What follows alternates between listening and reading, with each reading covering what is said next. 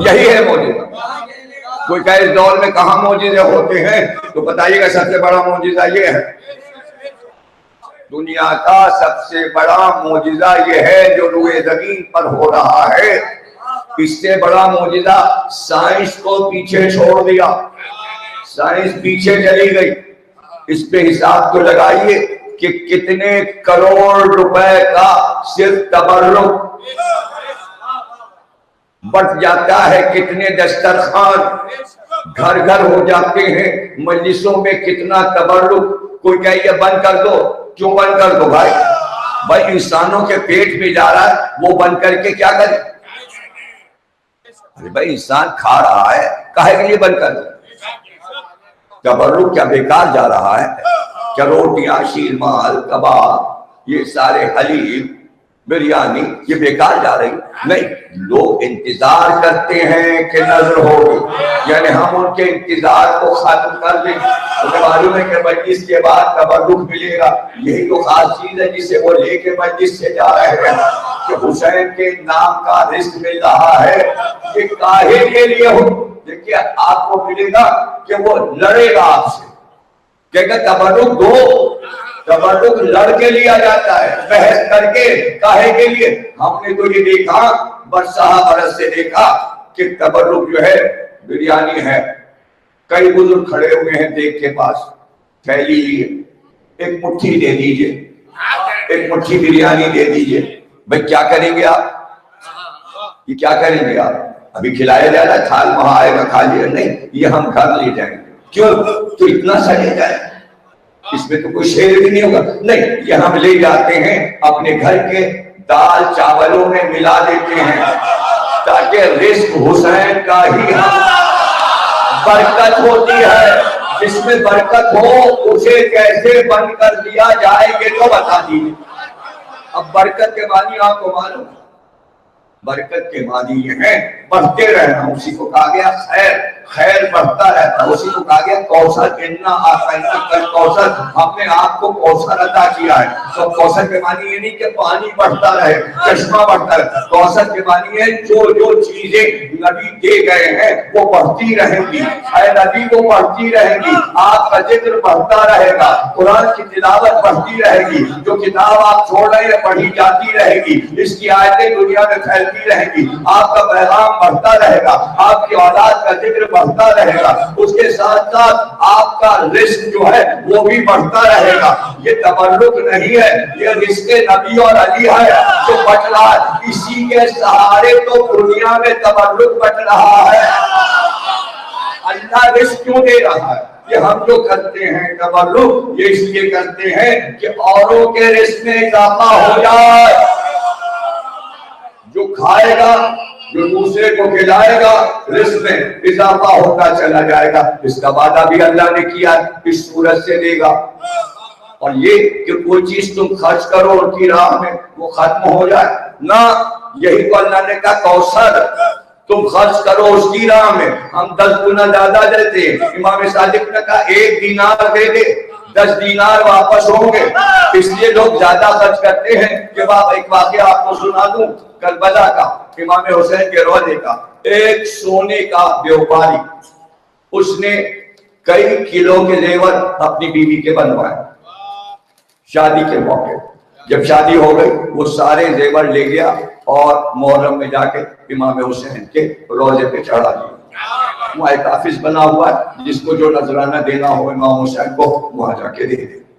ہم لوگ بھی گئے، قافلہ جب ہمارا گیا تو ہم یہاں سے بہت شاندار علم اور پنجہ بنوا کے پٹ کر یہاں سے لے گئے تھے، اور پنجے میں عقیق اور فیروزے جڑے ہوئے تھے۔ اس کے علاوہ اور بھی کچھ تحفے، ہم نے اپنی کتابوں کے تحفے بھی امام حسین کو، یعنی امام حسین کی سمان حیات، امام حسین کے روزے میں حضرت عباس کی سمان حیات جو ہم نے چھپائی، وہ حضرت عباس کو جا کے ان کے آفس میں دے دیا۔ انہوں نے رسید کاٹ کے اس کے بدلے میں انہوں نے ہمیں 10 گنا زیادہ دے دیا۔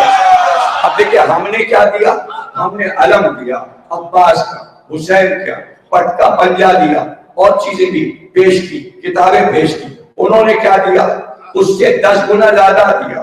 حضرت عباس کے روزے میں انہوں نے ہم کو وہ انگوٹھی دی جو حضرت عباس کی قبر پر لوح جو ہوتی ہے لکھی ہوئی وہ پتھر نکال کر نیا لگا، اس کے ٹکڑے کر کے انہوں نے چاندی کی انگوٹھیاں بنا دی. آپ کو وہ انگوٹھی دی جو سینہ عباس پہ پتھر لگا کہ انہوں نے ہمیں 10 گنا زیادہ دیا. امام حسین کی قبر کا جو پتھر نکالا گیا اور نئے لگے اس کا ایک ٹکڑا انہوں نے ہم کو دیا. پھر اس کے بعد پرچم بار بار بدلے جاتے ہیں روضہ عباس اور امام حسین کے.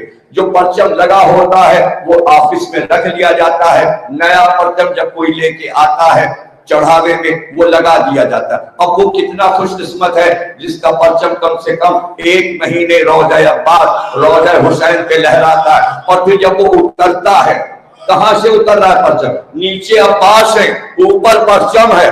وہ پرچم وہاں سے ان کا صدقہ لے کر لہرا کر سارا صدقہ ان کا لے کر واپس اتارا گیا، آفس میں رکھا ہے تہ کر کے. انہوں نے ہم کو وہ پرچم پیش کیا جو گنبد پہ لگا تھا. بھئی 10 گنا زیادہ وہ دے رہے ہیں نا، توجہ ہے نا آپ کی. اب اس مجلس کے آداب کیا ہیں؟ بچوں کو سکھایا جائے عزاداروں کا احترام کیا ہے، زیارتوں کا احترام کیا ہے. دیکھیں زیارتوں کا احترام تابوت ہم نے بنایا، کوشش ہم نے بنائی، چادر ہم نے بنائی، لیکن جب وہ نکلا امام سے منسوب ہو کر تو اس کا احترام واجب ہو گیا. اس لیے کہ قرآن میں لکھا ہے کہ جو بکرا تم خرید کے لا رہے ہو قربانی کے لیے وہ شبیہ ہے اسماعیل کے دمبے کی، اس لیے اس کا احترام واجب ہے. صرف اس کا دمبے کا نہیں بلکہ جہاں قربانی کے احکامات اللہ نے قرآن میں اتارے وہاں یہ کہا کہ جو بکرے کے گلے میں رسی بندھی ہے نا وہ شاعر اللہ ہے، وہ اللہ کی نشانی ہے. اس کو بھی چومو، اس کا احترام کرو، اور جب لے کر چلو جانور کو ذبح کرنے تو جو رسی بندھی ہے اس رسی سے آگے نہ ہو جانا، پیچھے رہنا، کسی کے پیچھے چلنا، یہی تو احترام ہے. جب بکرے کی رسی کے آگے آپ نہیں چل سکتے تو یہ تابوت بھی تو شاعر اللہ ہے. جب رسی کا احترام ہو سکتا ہے تو یہ اماموں سے منسوب تابوت اور علم سب قرآن میں موجود کہ علم کا احترام، تابوت کا ذکر بھی قرآن میں ہے، علم کا ذکر بھی قرآن میں ہے. پڑھ چکا ہوں اسی منبر میں مولانا آج سے 7-8 سال پہلے کہ تابوت میں کہاں کہاں عزت آ رہی. تو کہنے کا مطلب یہ ہے کہ ہمیں ذکر علی باقی رکھنا ہے، اس لیے کہ علی کو رسول نے مکے میں چھوڑ دیا، اس لیے بتانے کے لیے کہ ذکر علی قیامت تک کیوں ہوگا. اس لیے کہ اگر علی کو نہ چھوڑتے تو کافر کہتا محمد بھاگ گئے. لیکن قرآن کی آیت یہ تھی کہ باطل بھاگنے کے لیے ہے، حق جمنے کے لیے ہے، حق بھاگتا نہیں ہے. تو علی کو کہا تھا علی حق کے ساتھ ہے، حق علی کے ساتھ ہے، علی ہی حق ہے. اس لیے حق کو چھوڑا تاکہ یہ یقین ہو جائے حق بھاگا نہیں ہے. تو علی کی صورت میں قیامت تک حق رہے گا. اگر آپ ملاد علی میں ہیں تو حق آپ کے دل میں ہے، تو آپ کو کوئی کہہ نہیں سکتا کہ بھاگے، اس لیے کہ علی کے نام کے ساتھ بھاگنا ہے ہی نہیں. جمنا اس بات پہ جمنا ہے، ذکر علی کے جمے رہنا، ذکر علی کے جمے رہنا ہے. اس سے نہ منہ پھیرنا ہے، نہ اس میں شک لانا ہے. اب علی نے کیا کیا؟ چادر منہ سے الٹی تو انہوں نے کہا ارے منہ کھلے کے کھلے رہ گئے 40، یہ تو محمد تھوڑی ہیں، یہ تو ابو طالب کا بیٹا ہے. سب دیواریں کود کود کے اندر تلواریں نکال کے علی کو گھیر دیا. محمد کہا؟ علی نے بڑے اطمینان سے کہا جب میرے حوالے کیا تھا مجھے کیا پتا کہاں ہے، جہاں ہو جا کے ڈھونڈ لو. جواب کیسا ہے؟ جہاں ہو جا کے ڈھونڈ لو کہ میرے حوالے کیا تھا جو مجھ سے مانگنے آئے ہو. ایک نے جوش میں آ کے تلوار اٹھائی کہ علی کے سر پہ مارے. سیکنڈوں کا کام تھا لیکن اس نے بے وقوفی یہ کی کہ پیچھے سے وار کیا. وہ یہ سمجھا پیچھے سے وار کریں گے علی دیکھیں گے نہیں، کتنا ڈر رہا تھا آگے سے، تو پیچھے سے وار کیا کہ سر اڑا، یعنی گردن کا نشانہ لیا. اور ادھر علی بات کر رہے تھے، گفتگو کر رہے تھے، ان کی باتوں کا جواب دے رہے تھے، اور ادھر اس نے بات کر دیا تو باتوں میں مصروف ہو انسان اور اس کے بعد بات ہو جائے تو بات تو چل جائے گا، لیکن ادھر اس کا تلوار کا وار چلا، گردن تک آیا، علی نے باتیں کرتے کرتے الٹا ہاتھ مارا، گرا، 3 گھنٹے میں ہوش پڑا رہا، 3 گھنٹے میں ہوش پڑا رہا، الٹا ہاتھ۔ تو جب سیدھا ہاتھ بدن میں چلنا شروع ہوگا تو کیا ہوگا؟ اب ان کے سامنے جب علی چلے مکے کی گلیوں میں تو چھتوں سے عورتیں چھپ چھپ کے علی کو دیکھ رہی ہیں کہ اتنا شجاعی اکیلا، ہمارے مرد تلواریں لیے گلیوں میں گھوم رہے، اس کو ڈر ہی نہیں لگ رہا ہے۔ تو بھی سوچ رہی ہوں کہ ہمارے مرد کتنے بزدل ہیں، کتنے بزدل ہیں کہ ایک نوجوان مکے میں بازار میں آ گیا، اونٹوں کو لے گیا کرائے پر اور لے جا کے گھر پہ ہماریاں کسوائی اپنے نگرانی میں، پھر تمام بنی ہاشم خواتین کو ان اماریوں پہ بٹھایا، اس میں جناب فاطمہ بنت اسد بھی لکھا، یہ فواطم، فاطمہ کی جمع ہے فواطم، یعنی جتنی فاطمائیں تھیں وہ سب اس اماری پہ تھیں، فاطمہ بنت حمزہ، فاطمہ بنت زبیر، یعنی جن جن کی بیٹیاں جو بنی عبد المطلب ہیں، اور اس میں سب سے بڑی شخصیت فاطمہ بنت محمد جن کی عمر 7 برس ہے ہجرت کے وقت۔ شہزادی کون ہے؟ جناب فاطمہ، ہجرت کے وقت 7 برس کی، توجہ ہے نا آپ کی، اور وہ اسی اماری پہ بیٹھے، اور علی نے غلام سے کہا یہ قطار لے کے چلو، مکے چلنا ہے ان بیویوں کو لے کر۔ بھائی یہ پہلی سواری ہے ان بیویوں کی اماری کی، یعنی ایک نقشہ بنا کہ اونٹوں پہ اماریاں، علی کی نگرانی میں اماریاں مکے سے نکل کے مدینے جا رہی ہیں، تو ہمیشہ اب مدینے ہی اماریاں آئیں گی، تو 8 ربیع الاول بھی یہی یادگار ہے کہ کچھ لٹی ہوئی بیویوں کی اماریاں مدینے آئیں، اور وہ اس فاطمہ کی بیٹیاں ہیں جو مکے سے نکلی تھی، اماری میں مدینے تک آئی تھی۔ یہ باتیں سب ذہن میں رکھیے، گھر وہی رہا، مدینے میں رہا، لیکن نہیں چاہا کہ آل رسول مدینے میں رہے۔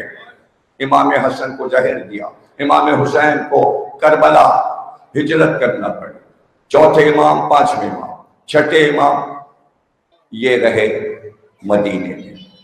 امام حسن کے ساتھ 3 قبریں اور بنی، جنت البقیع میں شہزادی کے ساتھ، چوتھے امام، اس سے پہلے امام حسن دوسرے امام، اس کے بعد کی قبر سید سجاد کی، پھر محمد باقر کی، جعفر صادق کی، لیکن 7ویں کو ہمیشہ قید میں رکھا، بغداد کے قید میں رکھا، 8ویں کو ایران بلا لیا، وہاں زہر دے کے مار ڈالا، 9ویں کو زہر دے کے مار ڈالا، اور اسی بغداد میں اپنے جد موسی تاجر کے ساتھ دفن ہو گئے۔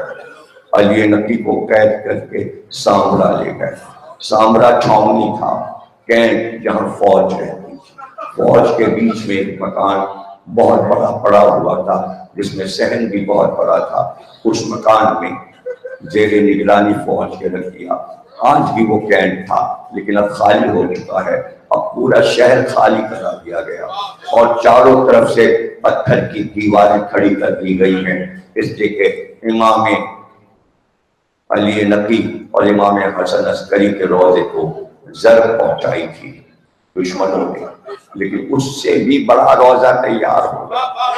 آپ دیکھیے ابھی 10 برس نہیں ہوئے کہ جب بے ادبی کی تھی، اب جو روضہ بنا میں سرداب کے، تو یہ پورا شہر تک لے لیجیے، اندر سرداب بنا ہے، اوپر روضہ ہے، امام زمانہ کا سرداب نیچے بہت بڑا سرداب بنا دیا کہ اس میں ہزاروں آدمی آ جائیں، اگر ذکر اہل بیت ہو، سارے فوجی جب تھک جاتے ہیں وہیں آ کے آرام کرتے ہیں سرداب میں، زائرین جب تھک جاتے ہیں تو سرداب میں بیٹھ جاتے ہیں، وہاں دل لگتا ہے۔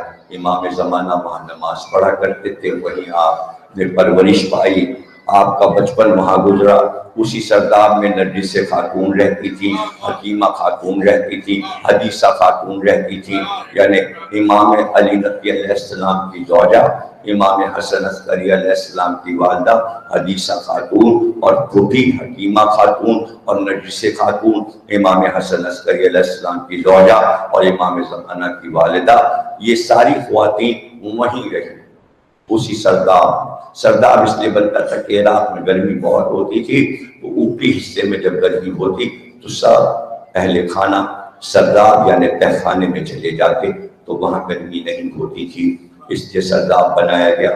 لیکن اسی سرداب میں ایک مسجد بھی بنی جہاں امام زمانہ اپنا خط مسجد کے محراب کے طاق میں رکھ دیتے اور پیغام اس طرح قوم میں ہوتا جاتا۔ حسین ابن روم اور دیگر لوگ جو مقرر تھے خمس جمع کرنے کے لیے، ان کو وہ پرچہ پہنچا دیا جاتا۔ حکیمہ خاتون گفتگو کرتی، جب امام پردے میں گئے تو جو قوم کے لوگ آتے پردے کے پیچھے سے حکیمہ خاتون ان کو ساری چیزیں سمجھاتی تھیں کہ میرے پوتے نے اب یہ کہا ہے، میرے پوتے نے اب یہ کہا ہے۔ تو ایک دن ایک سوال کرنے والے نے سوال کیا کہ اسلام میں کیا عورت احکامات دے سکتی ہے؟ جب امام پردے میں ہے تو آپ سنبھالے ہوئے ہیں اس منصب امامت کو، اس کی دلیل کیا ہے؟ تو آپ نے فرمایا کہ جب حسین شہید ہوئے تو چوتھے امام زین العابدین غش میں تھے، اور اتنی دیر میں کہ دنیا امامت اور ہادی کے احکامات سے خالی نہیں رہ سکتی۔ حسین شہید ہوئے اور اس وقفے میں کہ جب تک وہ غش سے اٹھیں اتنی دیر کے لیے اللہ نے زینب کو ہادی بنا دیا۔ اب جو زینب کہہ رہی تھی بیویاں وہ کر رہی تھی، جب کربلا میں اللہ نے مقرر کیا حضرت زینب کو تو وہ بھی تو امام کی پھوپھی تھی، میں بھی امام کی پھوپھی۔ وہ مطمئن ہو گئے جناب حکیمہ خاتون کے اس جواب سے۔